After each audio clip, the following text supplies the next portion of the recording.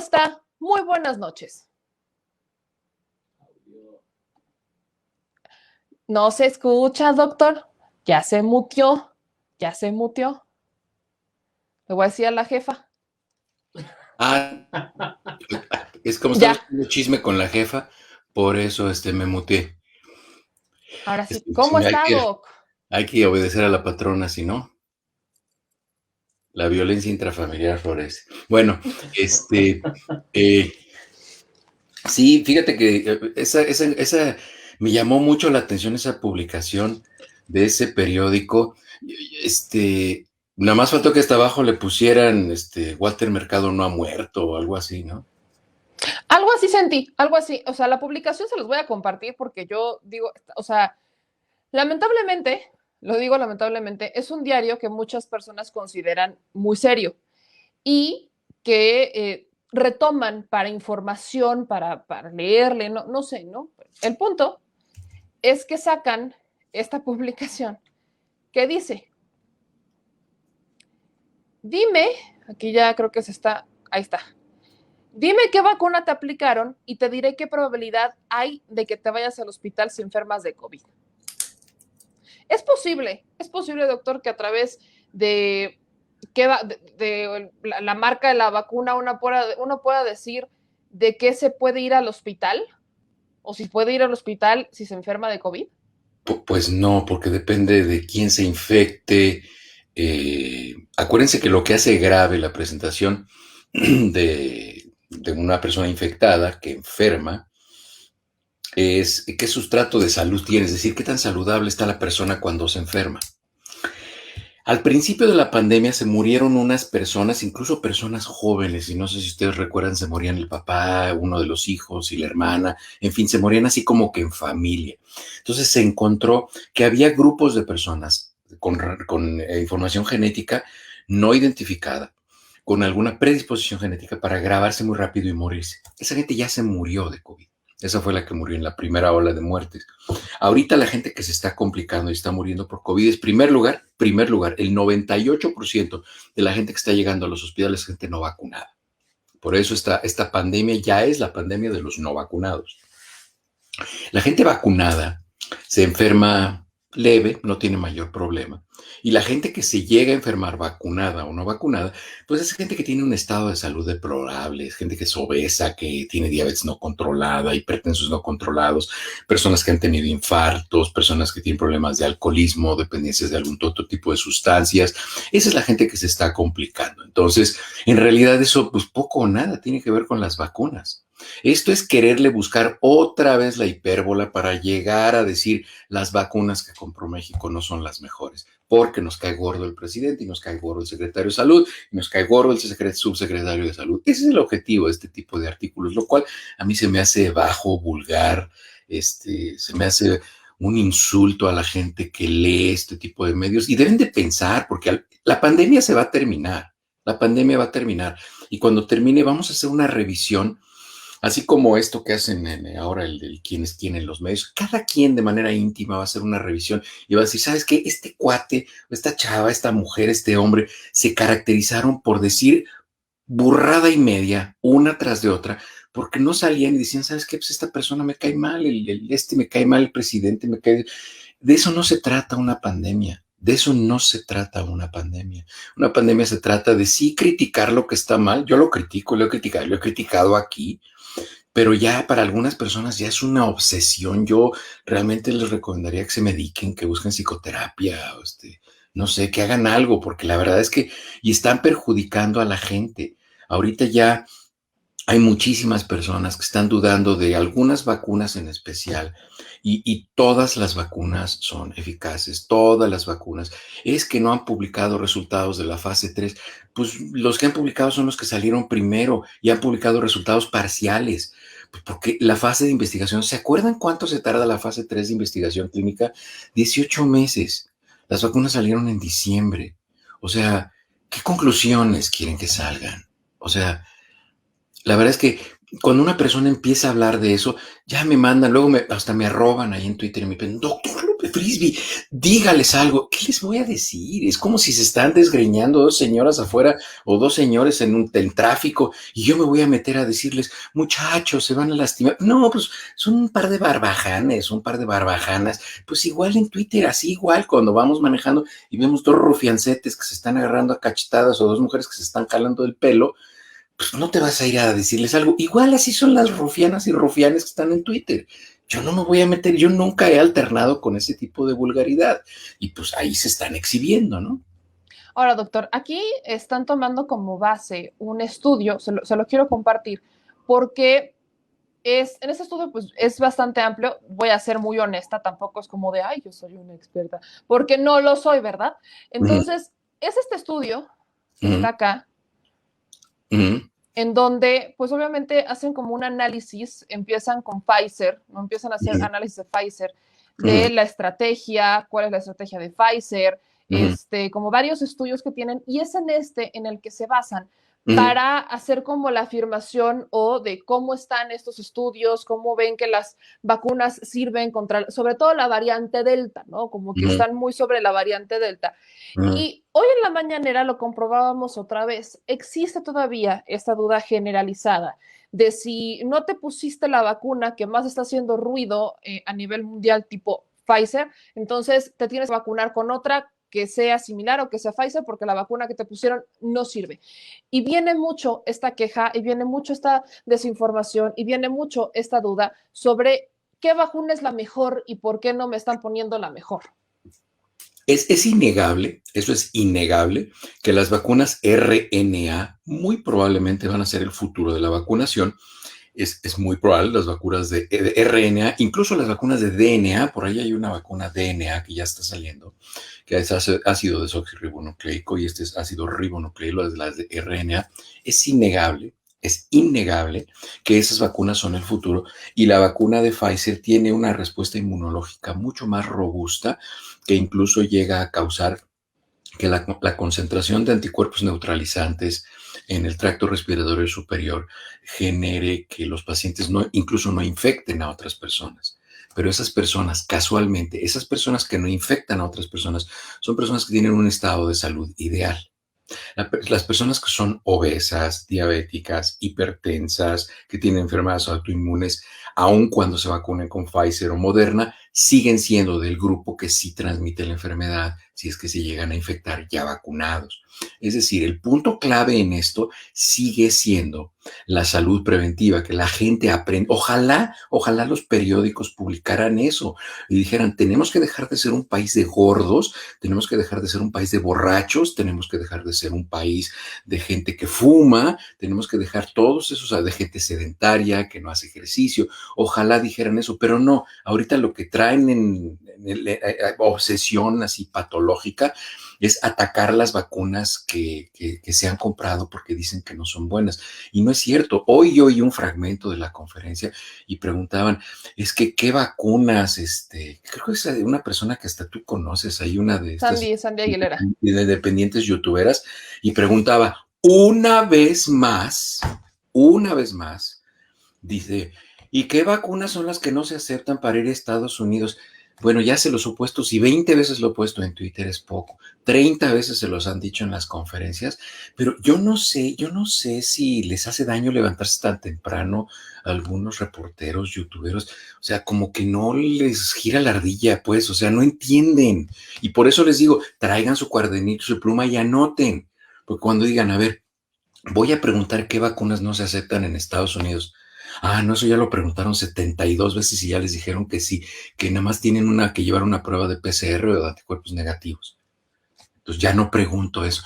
Pero tal pareciera que lo que quieren es así como en el programa de Chabelo, ser los que concursan ahí. O sea, es realmente, no sé, esa oportunidad de comunicación tan importante como la conferencia en la cual tienes al presidente enfrente, o sea, no es ni para decirle que está guapo, ni que es simpático, ni para repetir la pregunta 20 veces, es para que piensen, que se sienten y elaboren una pregunta bien estructurada, fundamentada, sustentada, que va a significar un beneficio para el país, porque también lo agarran como oficialidad de partes de secretarías de Estado. Yo no sé, realmente desperdician oportunidades muy valiosas. Estoy de acuerdo porque es una pregunta que tiene varias veces que se ha hecho, que en distintos espacios hemos intentado, bueno, nosotros en cuanto vimos que empezaban algunas de las personas que nos están viendo y escuchando con esta duda de, ¿y si me vacunaron con esta, me puedo volver a vacunar y con cuál me puedo vacunar? Eran de las preguntas que justamente buscábamos hacerle a los expertos, porque aunque lo decía la Secretaría de Salud, parecía que a muchos no les quedaba claro. Y de hecho, cuando yo escuché esta pregunta el día de hoy, dije, bueno, es que eso ya se ha respondido. Aunque debo decirle que todavía veo en el chat comentarios en donde justo están preguntando, es que, ¿por qué no me puedo vacunar? ¿Me puedo volver a vacunar? Y si tengo que ir a Europa, ¿con cuál me tengo que vacunar? Y si me voy a ir a Estados Unidos, ¿con cuál me tengo que vacunar? Y lamentablemente esto ha generado muchas dudas. Pero, ¿quién ocasiona estas dudas? Los medios de comunicación. Creo que se ha llegado a una desviación entre informar y decir lo que creo que sé, pero no sé. Y entonces la gente lo toma como un caso de, hay que asegurarlo y demás. Y para muestra voy a poner esto. Esto sale en una revista de espectáculos. Y yo, Ay, mire, ay, no, sí, sí, no, o no sea, me metas en esas cosas, mucha vulgaridad. Digo, si hablar de dentistas, carpinteros y plomeros es vulgar, ahora me vas a poner a hablar no, de le voy a decir recetas. por qué nada más, Doc. Porque aunque esta información tiene como 3 horas que ya fue desmentida y que fue aclarada y demás, Ujú. es muy complicado y creo que es muy peligroso cuando salen este tipo de publicaciones en revistas que la gente podrá no consumir, pero ve la portada e inconscientemente está teniendo información que no es la correcta. Y lo peor del caso es que hasta ahorita me metí a Google Trends y sigue siendo tendencia a raíz de la publicación. Es algo que también ya hemos respondido acá. Y tiene que ver con el actor Juan Pablo Medina. Aquí está la revista y dicen que está en terapia intensiva a causa de una trombosis venosa y que podría perder una pierna y ponen, creen que fue por la vacuna anti-COVID. No, pues yo creo que fue porque se comió un pozole verde y le puso mucho chile. Así de ese nivel Así. están sus comentarios. O sea, no inventes, meme, eso está muy vulgar. Lo peor, doctor, es que a mí me Algo de preocupa la pantalla. porque ahorita está en tendencia en Google Trends que es trombosis. Porque, Entonces, pues sí, creo que porque hay que hay partir de eso. gente muy ignorante. Pues digo, desafortunadamente así es. Y tenemos que aceptarlo. La gente le gusta lo corriente a veces y la ignorancia, y pues ni modo. Tienen que ser selectivos y edúquense. También eso, yo en eso que les puedo ayudar. Ahora sí, como diría el distinguido presidente Vicente Fox, ¿y yo por qué? Ahora, vamos a la parte seria, doctor. Creo Sí, por que favor. por aquí hay personas que justo traen esta duda de qué es la trombosis, cómo se causa, qué es lo que me lo puede provocar. Mejor centrémonos en eso para que la gente que tiene esa duda, creo que es importante que se la podamos despejar. Mm. Un trombo no es otra cosa más que un coágulo, es un coágulo, y que está pegado en alguna de las venas, habitualmente son los miembros inferiores. Eso es un trombo. Cuando el trombo se desprende y viaja, se cambia el nombre, ya es un émbolo, por eso se llama tromboembolia, la enfermedad tromboembólica, porque es muy frecuente que un trombo se desprenda y viaje. ¿Por qué se forman estos trombos? Habitualmente es porque hay una enfermedad inflamatoria crónica, hay enfermedades que favorecen eso. Una de esas es la que ya hablamos aquí, lupus eritematoso sistémico. Hay personas que tienen trastornos de la coagulación, la obesidad es un factor de riesgo, la diabetes es un factor de riesgo, la hipertensión es un factor de riesgo, el consumo de sustancias como drogas también es un factor de riesgo, la vida sedentaria es un factor de riesgo, la edad es un factor de riesgo para presentar trombos, la deshidratación es una causa muy frecuente para presentar trombos porque se hace más densa la sangre.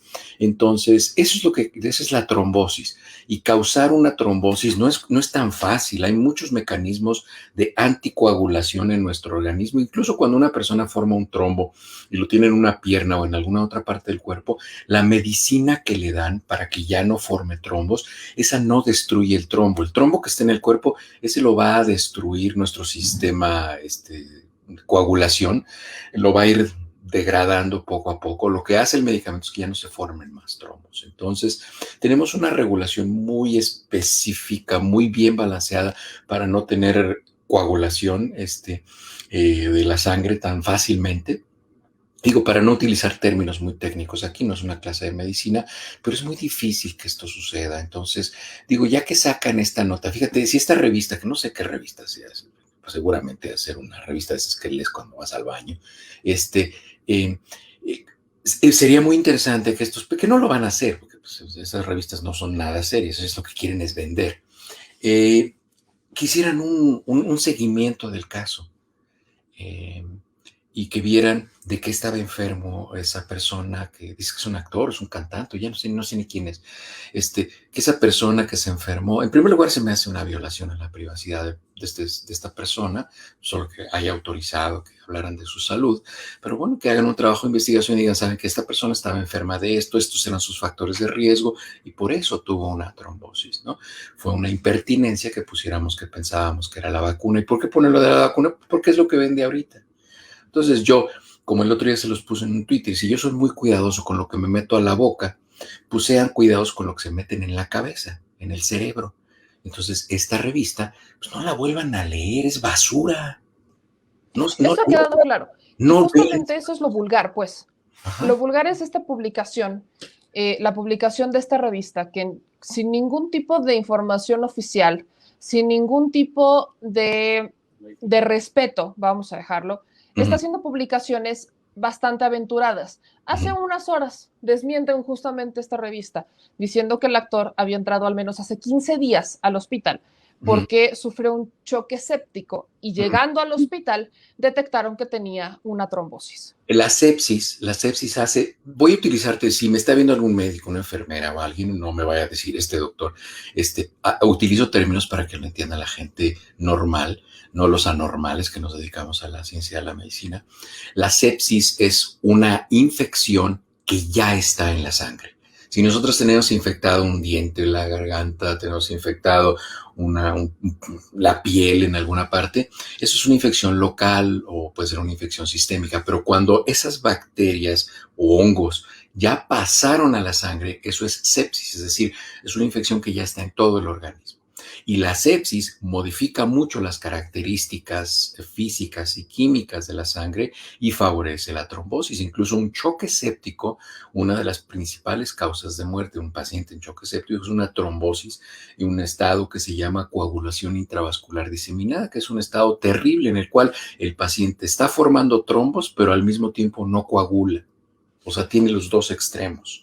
Entonces, esos son pacientes que están sumamente graves. Entonces, en este caso, bueno, pues si la persona esta que estás poniendo ahí, este muchacho, muchacho, ya está como de mi edad, pero se fue autogol, si esta persona tiene un problema de sepsis y tiene este problema de trombosis, pues está relacionado con la sepsis. El factor desencadenante, lo más probable es que haya sido la sepsis y ya esté cursando con una enfermedad tromboembólica, ¿no? Entonces, pero no tiene nada que ver con ninguna vacuna.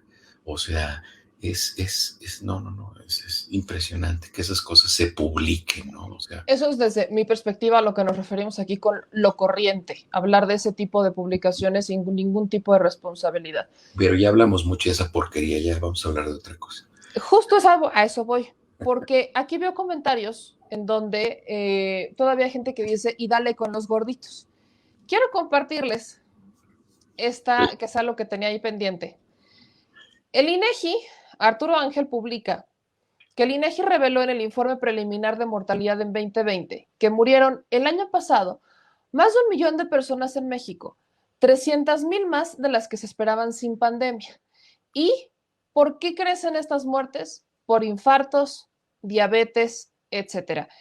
Doctor, ¿qué tanto no hemos visibilizado el problema de la obesidad, del sobrepeso, de la diabetes, la hipertensión? ¿Qué tan grave es el problema y hacia dónde tendríamos que enfocar las acciones para irlo erradicando? ¿Sabes qué pasa? Que desafortunadamente vamos a topar con algo que se llaman las determinantes sociales. Ahí es donde vamos a topar con esto.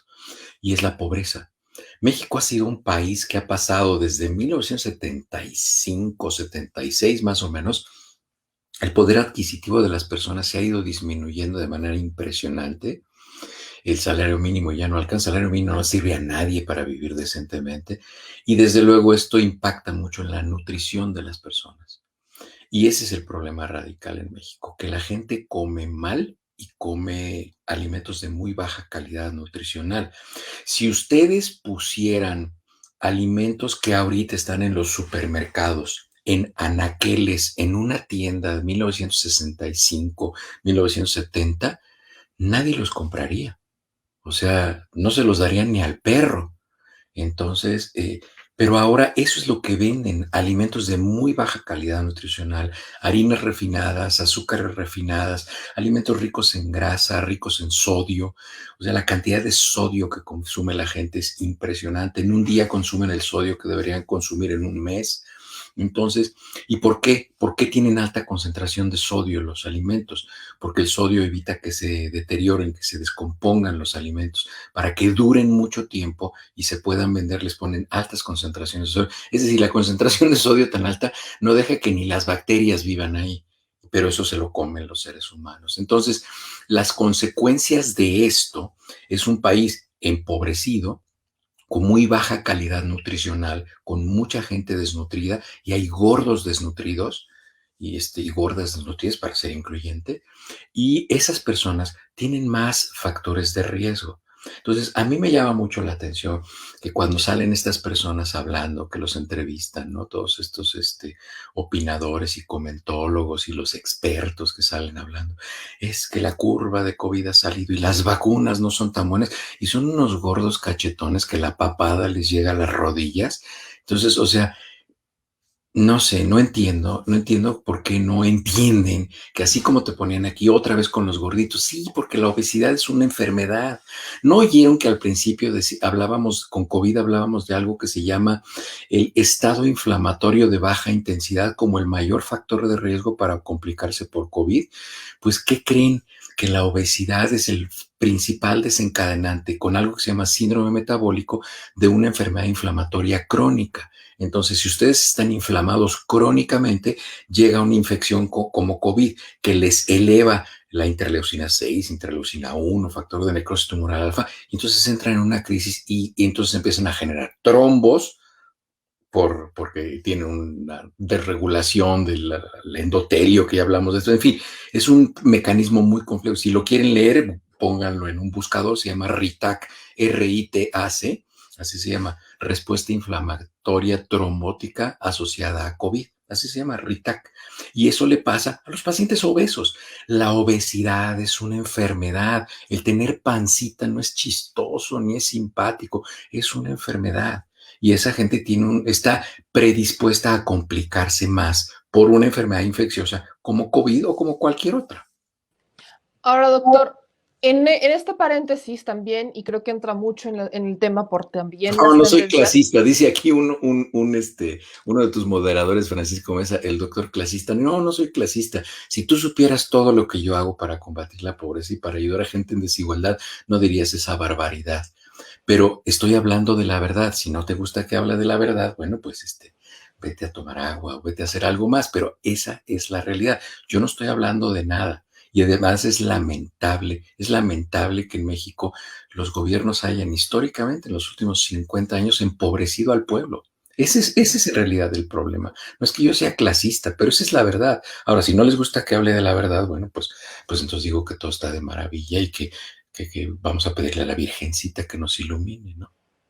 Doctor, en ese sentido, ¿cuál ha sido el papel de los gobiernos con la dieta de los mexicanos particularmente? ¿Hasta dónde entra la mano del gobierno para que esto ocurriera conforme a la dieta que llevamos los mexicanos? Es una de las tres obligaciones fundamentales de los gobiernos. Las tres obligaciones fundamentales de los gobiernos son seguridad, educación y salud. Y dentro de la salud está la promoción de la salud y la medicina preventiva. Son las más importantes.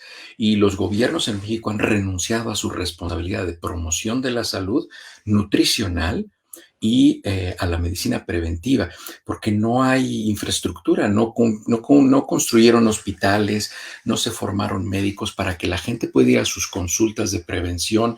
La mayoría del dinero en México en salud pública se gasta en curar a personas enfermas, no se gasta en prevenir para que las personas, uno, o no se enfermen, o si se enferman, detectarlas en etapas tempranas, que eso sería lo ideal de la salud pública, que nosotros educáramos a las personas para que se hicieran sus pruebas de detección, para que estuvieran educados para ir al médico y prevenir. Y la segunda, para que en caso de que vayan a presentar alguna enfermedad, por ejemplo, cáncer de mama, cáncer de próstata, cualquier otro tipo de enfermedad, se diagnostiquen en etapas clínicas tempranas y el paciente sobreviva y no tenga secuelas tan graves después del tratamiento que se tiene que hacer. Eso es lo ideal. Y los gobiernos han renunciado a esa responsabilidad. Han renunciado porque han permitido que se vendan alimentos de muy baja calidad. ¿Por qué? Porque son más baratos. Son mucho más baratos los alimentos de baja calidad nutricional. Y en México es triste. Mira, aquí en donde yo vivo, si yo voy y compro unos plátanos en el supermercado, los plátanos han estado congelados y refrigerados por lo menos entre 3 y 6 meses. Yo los compro amarillos o medio verdes, los cuelgo aquí en el ganchito ese para colgar los plátanos y en un día y medio ya están todos negros, ya se echaron a perder porque son plátanos viejos. En México tienen verdura fresca, fruta fresca, tienen todas las posibilidades de comer comida y van y se compran cosas en bolsas de celofán.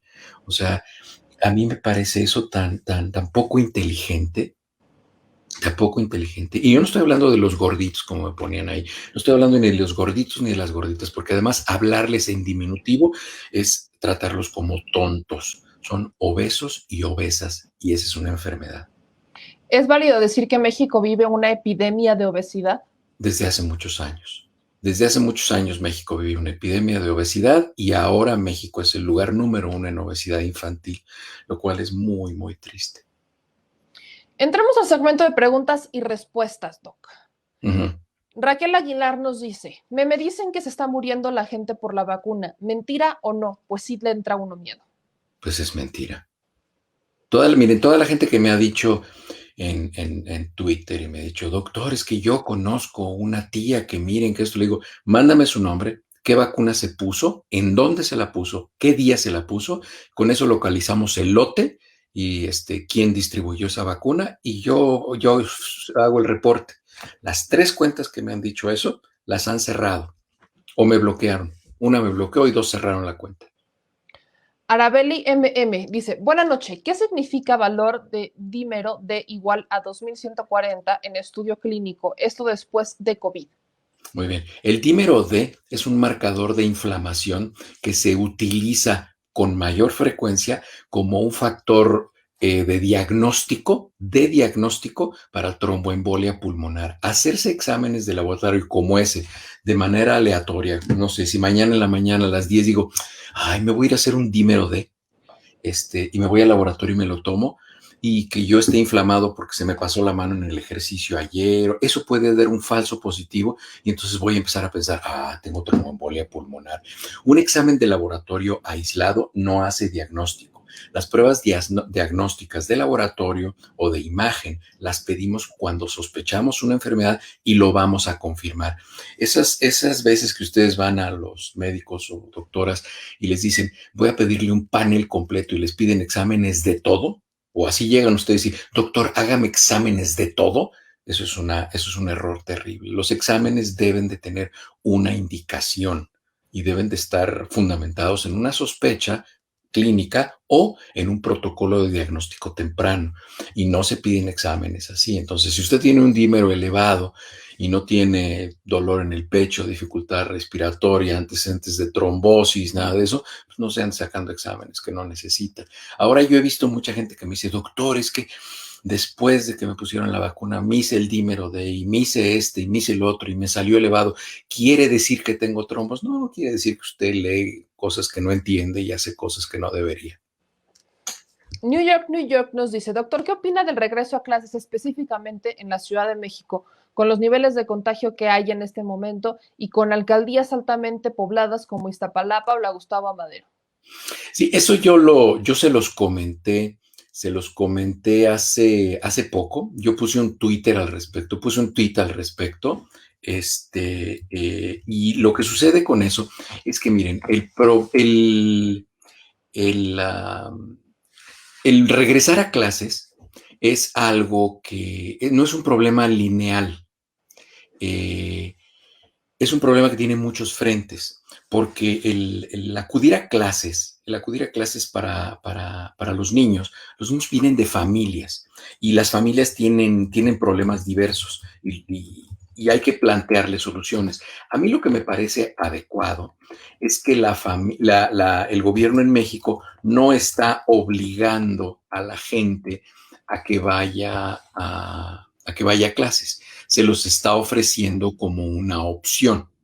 Entonces, a mí me parece que es un acierto del gobierno abrirle la alternativa a las familias que puedan acudir a clases, eh, para que algunas familias pues van a tener la necesidad de mandar a sus hijos porque pues ya no tienen dinero, ya no tienen con qué vivir, y pues lo tienen que hacer porque si no, pues las familias monoparentales o las familias que solamente se mantienen con una fuente de recursos, que solamente trabaja el papá o la mamá y el otro se tiene que quedar a cuidar, o son familias monoparentales que solamente trabaja uno de los miembros de la familia, pues eso es un factor que hace que las familias tengan que mandar a sus hijos a la escuela para que ellos puedan trabajar. Y además hay otro factor. Hay niños que literalmente están cayendo en neurosis, en ansiedad y en depresión porque no están conviviendo con otros niños. Hay niños a los que les gusta estar solos y están felices en su casa. Como mi hija Carolina está feliz brincando ahí en la casa solita. Pero hay niños que no.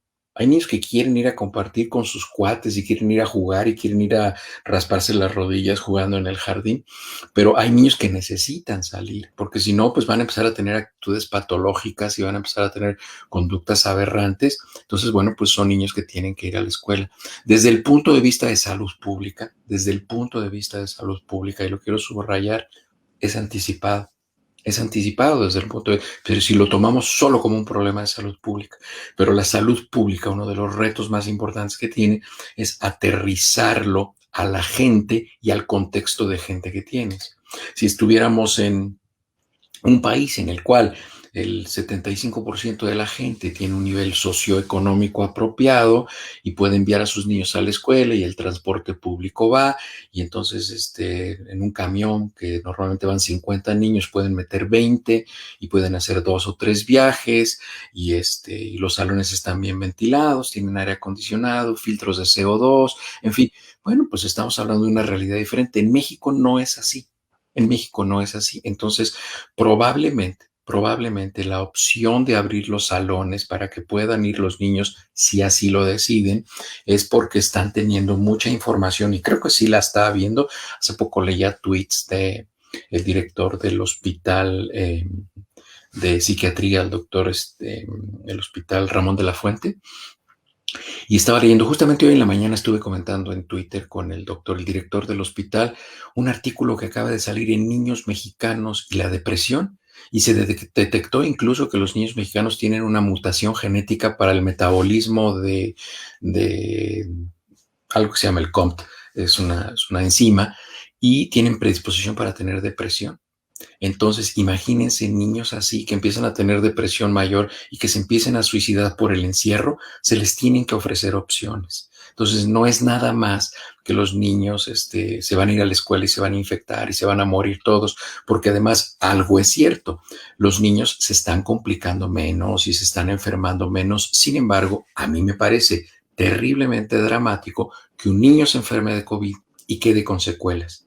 Porque si un niño que se enferma de COVID de 10, 12 años, 8 años, 15 años, le da COVID y queda con secuelas, es un niño que va a vivir con dolor de cabeza crónico, fatiga crónico, ansiedad, dificultad para respirar, caída de pelo.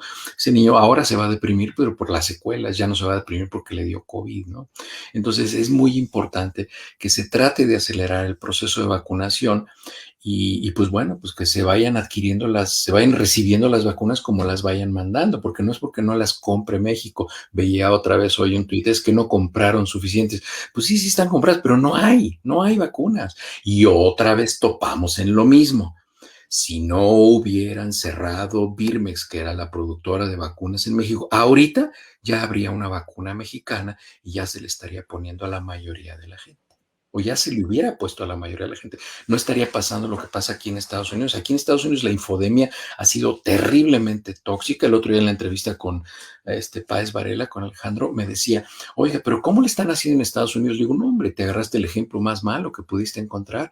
El 37% de la población en Estados Unidos no quiere vacunarse, porque igual los medios de comunicación irresponsables les metieron ideas e igual unos agarraron anti el presidente Biden, otros anti el presidente Trump, y entonces utilizaban las vacunas para atacarse y ahora la traen ojeriza con el doctor Fauci porque ha cambiado de opinión.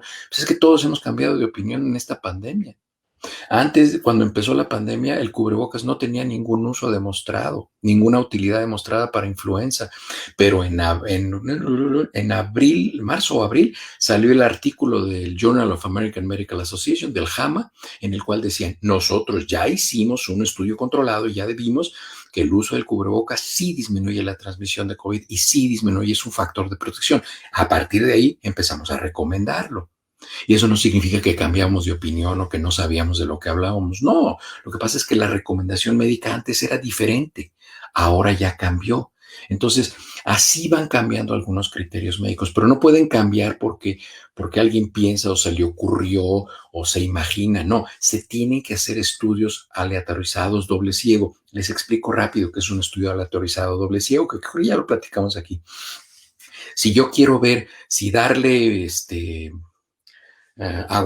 guacamole con jitomate a la gente es bueno para prevenir COVID. Tomo 100 personas a las que no les doy guacamole con jitomate y a las otras sí se los doy. Y entonces en este grupo tengo 50 mujeres, 50 hombres, en ambos grupos tengo 50 y 50 de las mismas edades, es decir, son simétricamente idénticos los grupos y yo veo cómo se mide. Y al final del estudio, con los resultados estadísticos observacionales y con mi intervención, que va a ser darles guacamole a uno de esos dos grupos, mido si hay alguna diferencia entre la frecuencia de que coman guacamole y no coman, y si eso hace que se enfermen más. Y dentro de ese grupo, bueno, pues tengo 50 que se vacunaron y otros 50 no se vacunaron. Entonces, probablemente en ese estudio al final encuentro que no hubo diferencia por el guacamole, pero sí hubo diferencia por la vacuna. Así son los estudios. ¿Y por qué se llama doble ciego? Porque a los que les estoy dando aguacate no van a saber que, bueno, pues es difícil que no lo sepan, pero aquí es una pastillita, pues.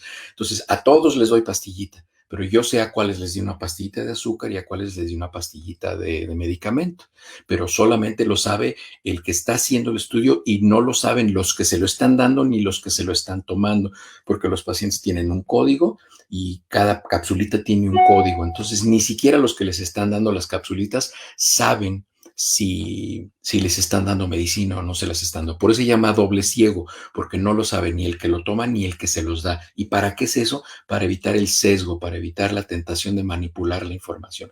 Eso es un estudio aleatorio doble ciego, que es el estudio estándar en el método científico. Si no se hace un estudio así, la información que se obtenga no tiene ninguna validez científica o tiene muy pobre validez científica y no es recomendable replicar lo que se aprendió ahí, ¿no? Entonces, así es como se tienen que hacer los estudios. No es porque se me ocurrió o porque yo lo observé un ratito.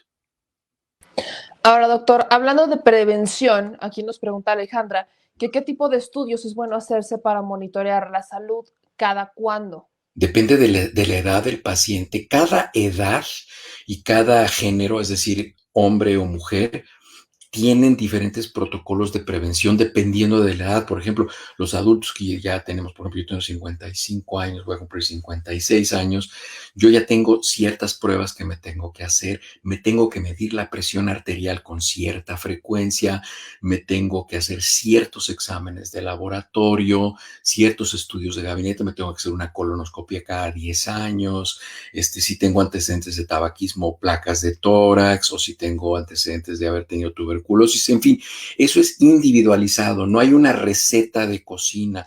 Entonces, eso es lo que más me anima, y lo platicaba con Mariana, con mi productora, con mi patrona, lo platicaba con ella. Por eso ya empecé a hacer transmisiones en vivo los viernes, porque hace falta mucha educación en salud, mucha educación en salud. Y probablemente valga la pena. Todas estas opiniones que tienen aquí las personas que escriben, las vamos recopilando y vamos a hacer programas al respecto. Porque hay preguntas que se repiten. Dicen, doctor, pero es que, ¿qué exámenes me tengo que hacer? Bueno, entonces vamos a empezar a hablar de medicina preventiva. Y ahí en el canal lo vamos a hablar. Y es un canal en vivo, con preguntas en vivo. La gente es la que hace los programas, así como contigo. Y la gente va a hablar y va a preguntar. Y vamos a tener como que un marco de lo que vamos a hablar, pero vamos a ir contestando otras preguntas, porque bueno, me gira la ardilla y puedo contestar lo que me pregunte. Pero es muy importante, que la gente sepa lo que es la medicina preventiva y se vaya educando, porque qué bueno que se espanten con esto del COVID. A mí me parece maravilloso, pero cuando nosotros nos espantamos, tenemos que hacer algo. Aquí Julie Serep nos dice, doctor, por favor, ¿me puede responder mi pregunta? Lo que pasa es que seguido me da laringitis y se me tapa el oído. Pensaba que era COVID, pero salí negativa, pero la laringitis me da muy seguido. Muy bien. Fíjate, voy a imaginarme que Julie está sentada. En primer lugar, Julie, te agradezco mucho que hagas público tu estado de salud. Eso es un acto de valor o de desesperación, no lo sé, pero te agradezco mucho que lo hagas y que me tengas la confianza. Miren, cuando una persona está teniendo infecciones de vías aéreas de repetición, cuando a una persona le dan más de 2 infecciones de vías aéreas en menos de 6 meses, muy similares, con un cuadro muy similar, hay que hacer cultivos y hay que determinar qué es lo que está sucediendo, porque puede ser una bacteria resistente al tratamiento que estamos dando, y también tenemos que hacer un estudio del estado de salud del paciente y ver qué factores de riesgo tiene. Elaborar una pregunta, una respuesta a tu pregunta, Julia, así directamente no es posible, porque es muy probable que me vaya a equivocar en mi respuesta, porque yo no sé tu estado de salud, no sé tu edad, no sé si fumas o no fumas, no sé si tienes alguna enfermedad, no sé si tomas medicamentos de manera crónica, no sé qué tipo de laringitis o faringitis o de inflamación en la laringe tuviste. No sé si fue viral, bacteriana, una alergia estacional, que también puede ser, por eso estoy repitiendo. Entonces, lo ideal es que busques un médico, una doctora que te dé confianza, que te dé la atención que tú te mereces y que te atienda como debe atenderte. Y ustedes sean exigentes, así como van a un restaurante y exigen que un plato se les sirva de manera apropiada. Los prestadores de servicios de salud, quienes les servimos a la gente, debemos dejar a las personas al menos bien explicadas de lo que estamos haciendo, no que hagamos lo que el paciente nos pide, pero sí que les expliquemos bien. Y habitualmente mis pacientes se van muy contentos porque les explico y los hago entender.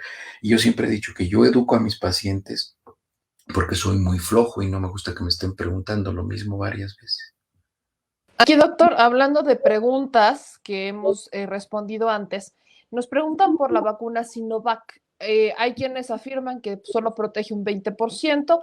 Y hablando de vacunas, nos mandan, Alonso, que la Johnson Johnson patea un poquito más después de aplicada. Su sobrina fue a hacer turismo inmunológico y tuvo un rato de sensibilidad en la piel y como 2 días de cruda. No sé a qué se refiere, pero supongo que su sobrina se la pasó muy bien. De nada, Yuli, estoy para servirte.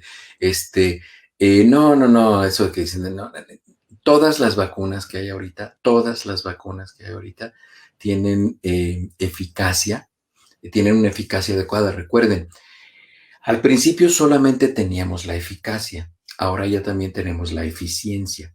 ¿Qué es esto? La eficacia es lo que nos dice el laboratorio que tiene cada vacuna de fuerza, vamos a utilizar esa palabra, para invitar al sistema inmunológico de las personas que reciben esa vacuna para generar anticuerpos neutralizantes, linfocitos T activados, y con esa cantidad, ese volumen, esa densidad de linfocitos T activados y anticuerpos neutralizantes, ahora eso, ¿cómo va a proteger a ese grupo de personas que se vacunaron con esa vacuna que tuvo esa eficacia, esa capacidad para tocar la puerta y que sí, activar el sistema inmunológico?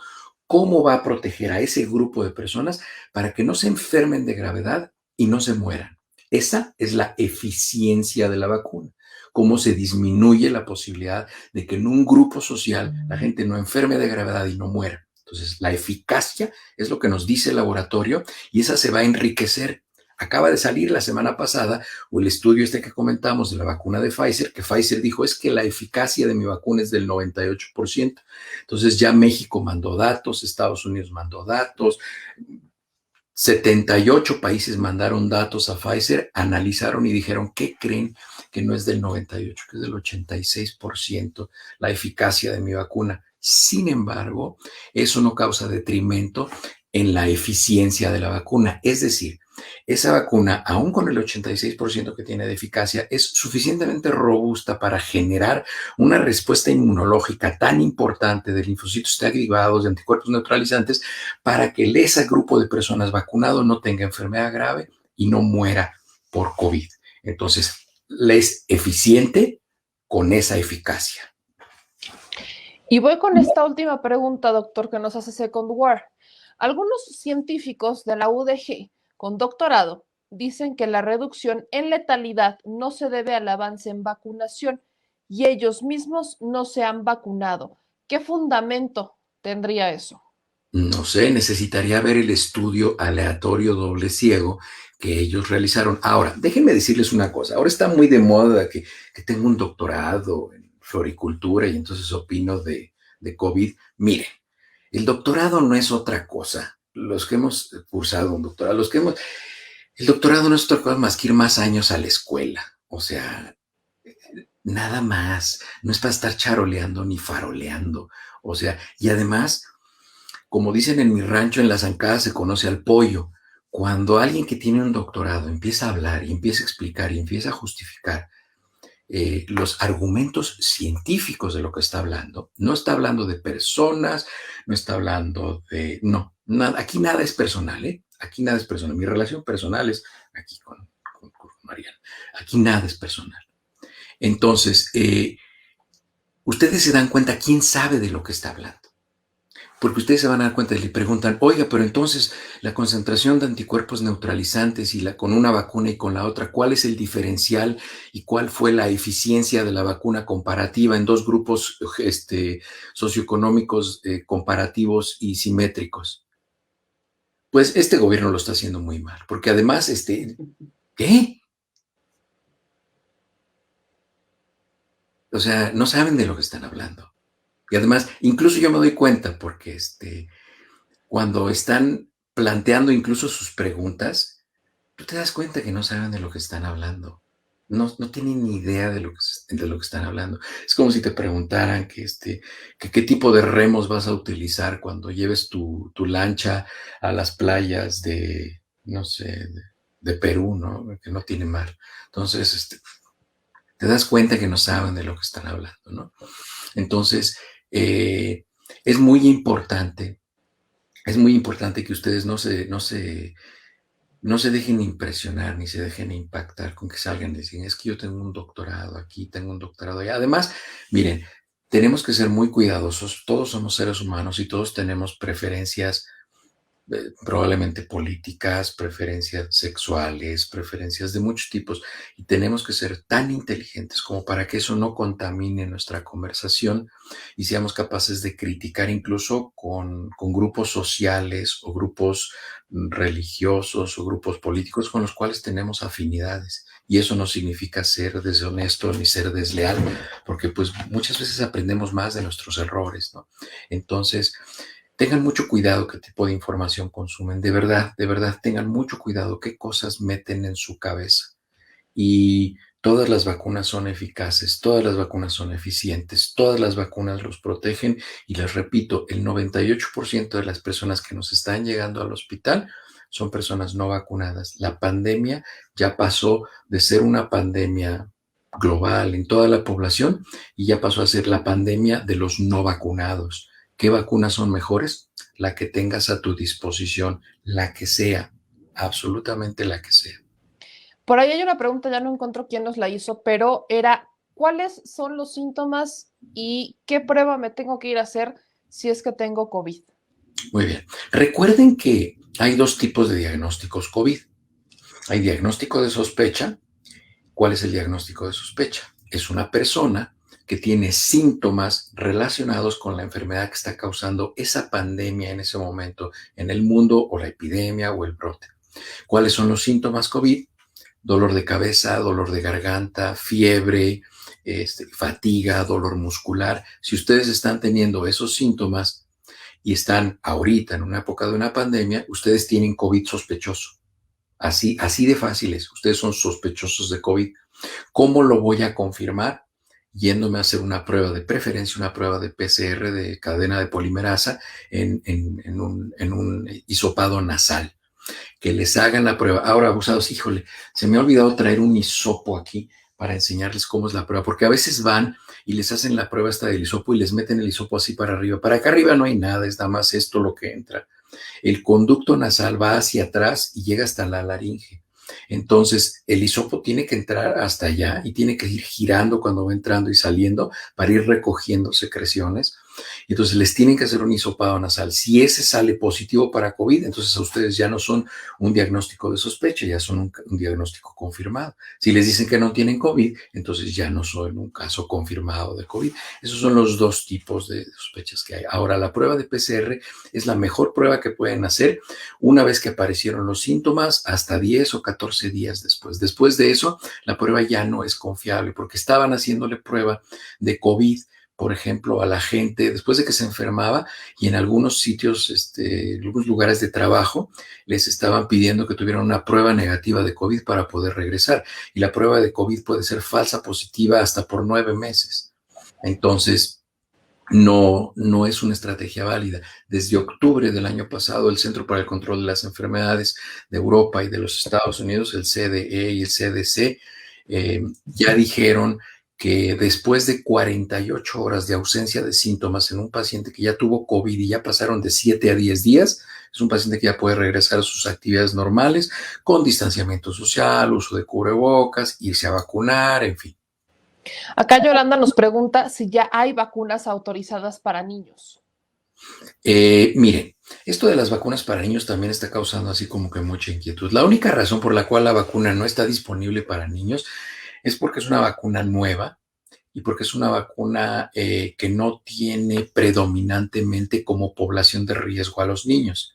Si esta vacuna hubiera tenido predominantemente a la población de riesgo, es decir, que llega COVID-19 y empezamos a ver que los menores de 15 años se mueren el 30% de los que se infectan, entonces créanme que los primeros vacunados hubieran sido los niños, pero no fueron ellos, no fue la gente joven. Entonces, lo que se está haciendo es que ya se están haciendo estudios. ¿Quiénes están haciendo estudios? Pues las primeras vacunas que salieron, las vacunas RNA de Moderna, Pfizer, y la vacuna de Johnson Johnson después, y luego va a venir la de AstraZeneca, y así van a ir llegando conforme fueron llegando con la primera, el primer frente de vacunación. Más o menos en septiembre, a finales de septiembre, principios de octubre, vamos a empezar a tener la vacuna ya disponible para niños. ¿Cuál va a ser la diferencia? Que es muy probable que en niños vayan a tener que ser un poco más dosis que en los adultos. ¿Por qué es esto? Porque el sistema inmunológico de los niños es inmaduro. El ejemplo que siempre pongo y me gusta mucho es la hepatitis B. La hepatitis B se pone en 4 dosis en la infancia para prevenir la hepatitis B. Si ustedes no se pusieron la vacuna de hepatitis B cuando fueron niños y como adultos se quieren poner la vacuna de hepatitis B, ya nada más son 2 dosis. ¿Por qué? Porque su sistema inmunológico ya es maduro y con 2 dosis es suficientemente eficaz como para generar respuesta inmunológica y que tenga una eficiencia para que ya no se enfermen ustedes de hepatitis B. Fíjense cómo una sola vacuna en dos poblaciones diferentes, adultos y niños, tiene una eficacia diferente. La misma vacuna. Entonces, la eficacia está en relación al paciente, no a la vacuna muchas veces. O sea, ¿sí me expliqué? Vacuna de hepatitis B en niños tiene una eficacia con 4 dosis y en adultos tiene la misma eficacia pero con 2 dosis. Entonces, así es como nosotros vamos entendiendo la vacunación y de diferentes vacunas, ¿no? Por ahí, la semana pasada hablábamos de que ya había algunos países que estaban vacunando a menores. Me sacaban el ejemplo de que en Estados Unidos ya están vacunando a menores y que en algunos países de Europa los están vacunando. ¿cuál ha sido la condición para poder aplicar esas dosis? Los niños que se están vacunando en este momento son los que están en la fase inicial todavía no está autorizada para uso de emergencia, son personas que están en el protocolo. La respuesta es sí, sí se están vacunando algunos niños, pero pues tienen que esperarse por lo menos unas 8 semanas, de 6 a 8 semanas después de la segunda o tercera o cuarta dosis para poder tener información robusta y entonces sí ya solicitar la autorización para uso de emergencia para que se pueda utilizar en la población abierta. Por Quiero ahí, cerrar. por Ajá. ahí veía alguien que decía que no les pongan a los niños el experimento génico y no sé qué tal. Miren, cuando ustedes, ¿cómo es esto de la experimentación? Cada vez que un paciente va a la oficina y yo le diagnostico, vamos a decir, hipertensión, y yo elijo qué medicamento le voy a dar de los 76 medicamentos posibles que hay para tratar hipertensión, cuando yo decido qué medicamento es el mejor por el género, por la edad, por su peso, por la etnicidad de la persona, en fin, yo decido qué medicamento es el mejor, yo estoy haciendo un experimento. Estoy haciendo una prueba de ensayo-error con una cantidad de información impresionante que me sustenta en mi decisión, pero finalmente es un experimento. Entonces, no se espanten con el petate del muerto que les digan que es un experimento, porque todo es un experimento. Es más, ustedes cuando se van a comer un taco al pastor a una taquería nueva están haciendo un experimento, porque no saben si les va a dar diarrea o no, no saben si el que hace los tacos se lavó las manos después de ir al baño, no saben, eso es un experimento nutricional, así es igual, así es exactamente igual esto, ¿no?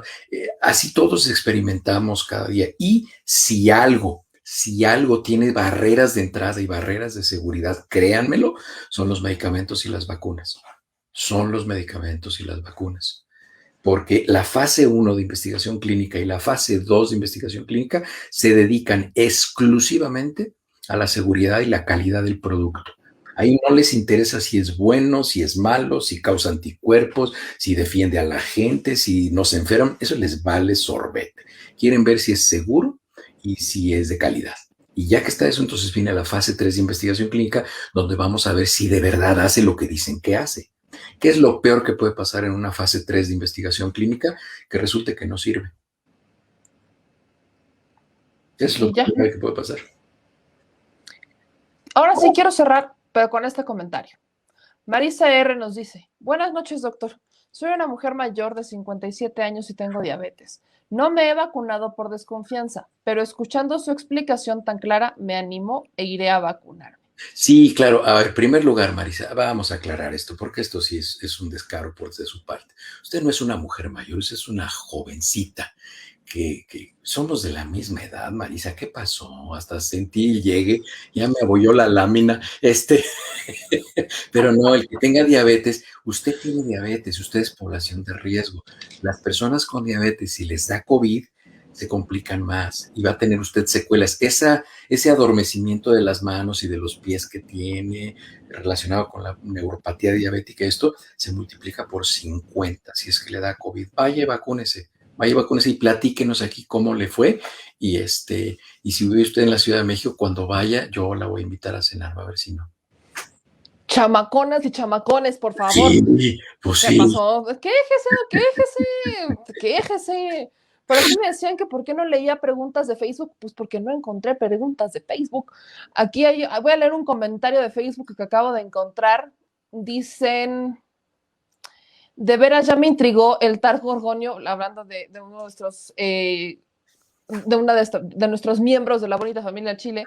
Dice, yo creo que al menos de toda la población, muchos, aunque no nos hemos infectado, al menos sí hemos conocido a algún familiar o amigo o conocido que se ha infectado o que lamentablemente ha muerto de COVID-19. Mm. Y pues ya, ahora sí, aquí, de Darwin. ¿Qué tiempo debe pasar después de que tuve COVID para aplicar la vacuna?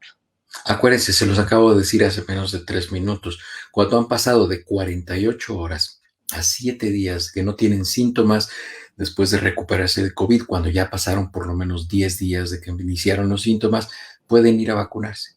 pueden ir a vacunarse sin ningún problema. Si ya no tienen síntomas, ¿cuáles síntomas? Fiebre, dolor de garganta, dolor de cabeza.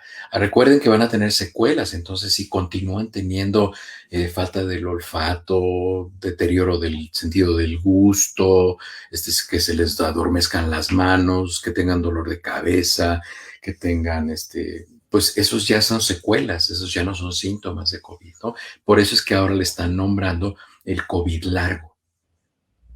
Pues creo que hemos desahogado toda la orden del día y debo decir algo. No detecté una sola pregunta de, ¿y si tengo, me puedo vacunar? Y Sí, eso me sí emociona. preguntaron, sí preguntaron, pero yo creo que ya lo contestamos. Yo creo que, espero que sí, pero al menos ya no han sido tan insistentes como al inicio. Creo que vamos avanzando, Sí, vamos avanzando. así es. Doctor, ¿en dónde lo ven? ¿A qué hora va a ser su transmisión de los viernes de preguntas y respuestas? ¿Cómo lo contactan? Es en el canal, se llama HL Frisbee, así se llama el canal, y ¿a qué hora, mi amor? Los viernes a las 7. Yo tengo que preguntar porque aquí el que manda no soy yo.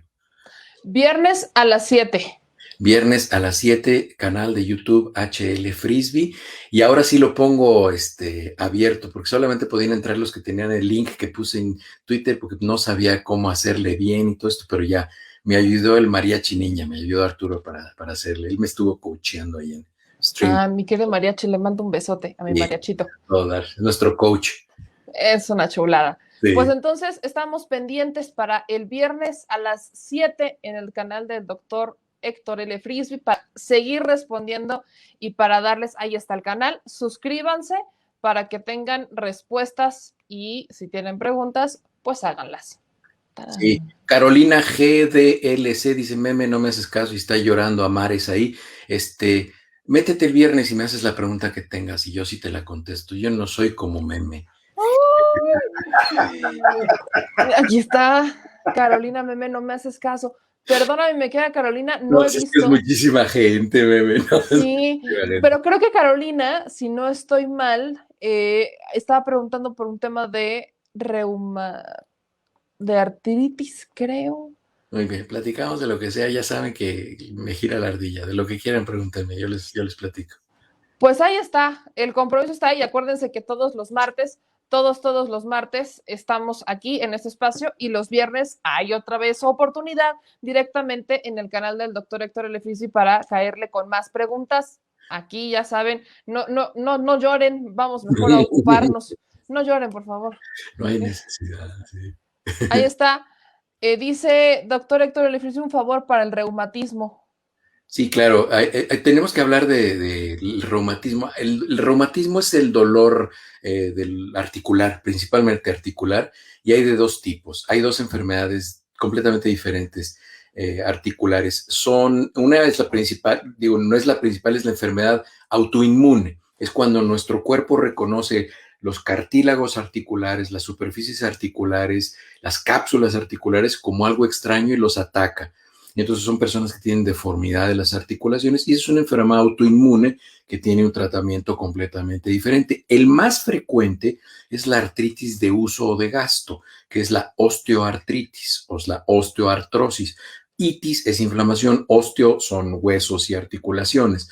Entonces, la prevención de la osteoartritis es pues no darle un uso excesivo a las articulaciones desde el principio. Y la segunda, la recomendación general que del Colegio Americano de Reumatología es paracetamol. Yo veo que mucha gente se enoja porque va al seguro y dice, es que nada más me dieron paracetamol.